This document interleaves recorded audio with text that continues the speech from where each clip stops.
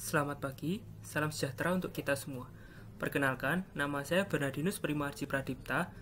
Pada kesempatan kali ini, tim kami di bawah bimbingan Dr. Obed TK Paundralingga, Master of Science PhD Candidate, akan menyampaikan sebuah topik anatomi yaitu nervus trigeminus.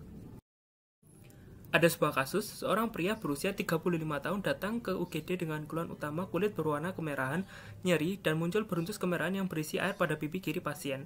Beruntus tersebut menyebar dari pipi ke arah dahi, sekitar mulut pasien, dan ujung hidung dalam waktu 2 hari.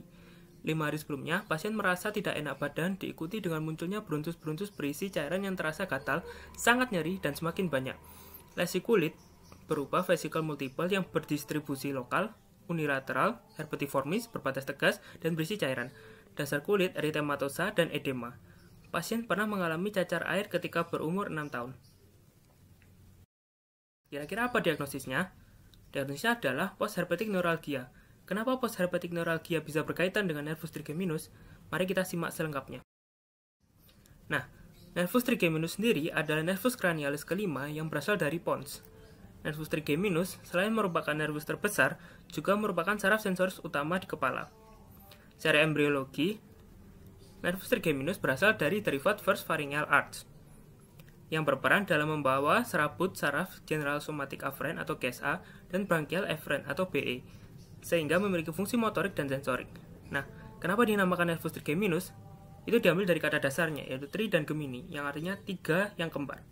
Nah, itu karena nervus trigeminus memiliki 3 cabang utama yang kembar pada setiap sisinya, yaitu cabang pars ophthalmica, pars maxillaris, dan pars mandibularis.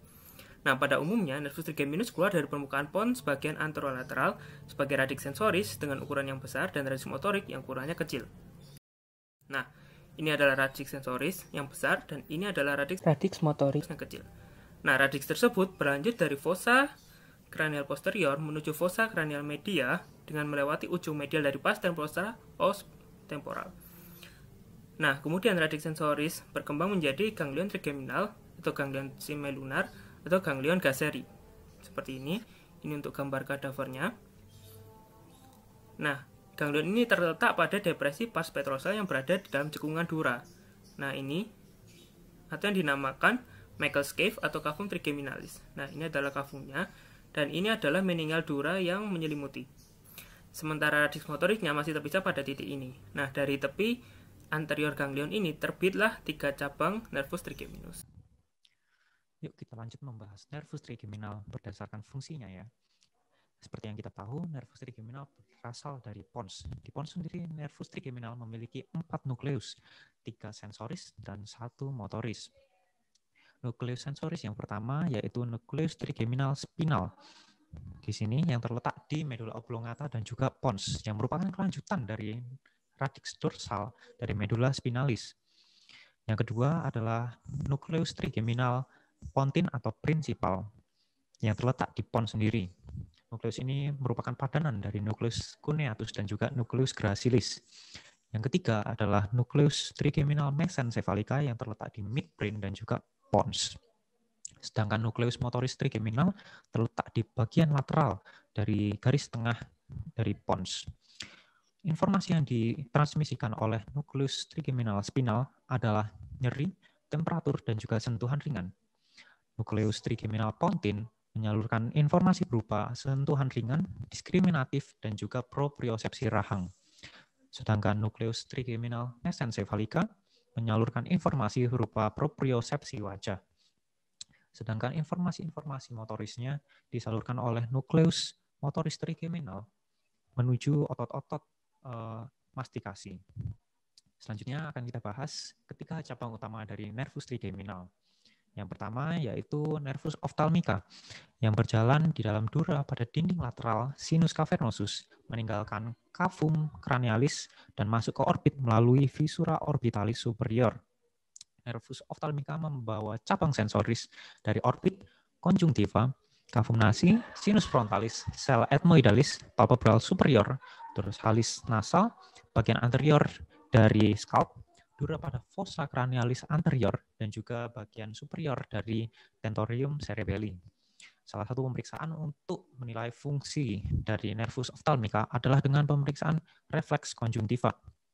Yang kedua, Nervus maxillaris berjalan di dalam dura pada lateral sinus cavernosus, terletak di bagian inferior dari nervus ophthalmica, meninggalkan cavum cranialis melalui foramen rotundum dan menuju fossa pterygopalatina.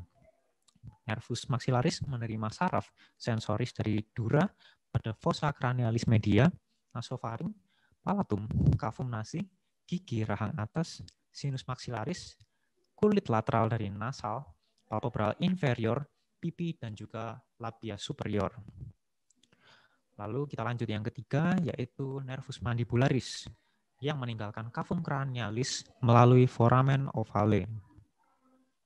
Nervus mandibularis menerima cabang sensoris dari kulit wajah inferior, pipi, labia inferior, bagian anterior dari auricula, mastoid air cells, membran mukus di pipi, dan dura pada fossa cranialis media, serta meatus acousticus externus, bagian anterior dari auricula externa, serta 2/3 anterior lingua. Cabang motorisnya berjalan di tepi bawah dari ganglion trigeminal dan bersatu dengan cabang sensorisnya untuk mentransmisikan informasi motoris ke otot-otot mastikasi. Ini saya akan menjelaskan mengenai pemeriksaan fisik pada nervus trigeminalis. Jadi yang pertama ada sensorik. Kita tahu bahwa ketiga cabangnya adalah cabang sensorik, dan kita sudah dijelaskan oleh Kak Beno tadi mengenai traktus dari masing-masing percabangan yang akan berfungsi pada dermatom yang akan kita pilih. Jadi misalnya kita mau memeriksa untuk nervus ophthalmicusnya, ya udah kita cek pada bagian dahi. Untuk cabang maxillary kita cek pada bagian pipi, dan juga untuk mandibularnya kita cek pada bagian dagu. Perlu kita ingat bahwa pemeriksaan ini dilakukan bilateral dan juga kalau bisa urutannya acak, sehingga sulit diprediksi oleh pasien. Nah, nanti untuk pemeriksaan sensorik apa yang perlu kita lakukan, tadi sudah kita pelajari dari nukleus bersama-sama, bahwa kapasitas dari nervus trigeminal ini ada yang pertama, pemeriksaan pada tekanan. Kita bisa menggunakan cotton bud dan kita tekan pada beberapa lokasi. Lalu kita bisa juga cek pada rangsang nyeri, kita menggunakan jarum pentul dan kita tusuk-tusuk sedikit-sedikit pada beberapa bagian. Dan yang terakhir ada temperatur. Jadi temperatur ini kita bisa menggunakan benda yang kita celupkan pada air panas atau air dingin dan kita usapkan pada bagian wajah. Nanti pertanyaan evaluasi yang kita gunakan adalah lokasinya di mana Pak atau Ibu. Lalu kira-kira apakah ada di bagian salah satu wajah yang terasa lebih kuat daripada satunya. Kalau memang kita curiga, bisa kita lakukan pemeriksaan lanjutan dengan menggunakan refleks kornea.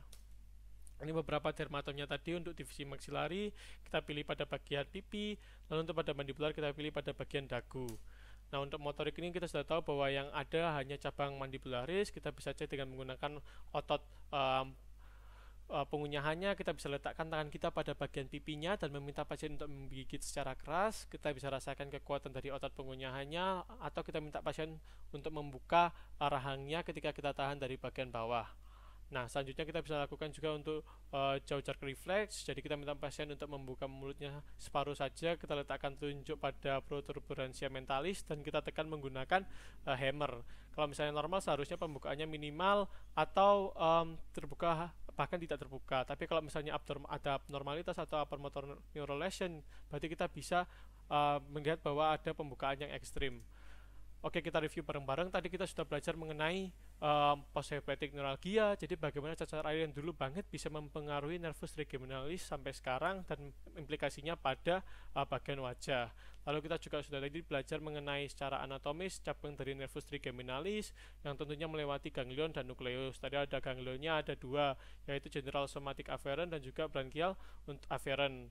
Jadi juga kita ada nukleus-nukleusnya, ada nukleus mesencephalic, ada pontin dan juga spinal serta motor nukleus. Dan kita tutup dengan pemeriksaan fisik secara sensorik dan motorik. Nah, berikut adalah kumpulan dari daftar pustaka yang kami gunakan untuk materi tersebut. Terima kasih banyak atas perhatiannya. Sampai jumpa.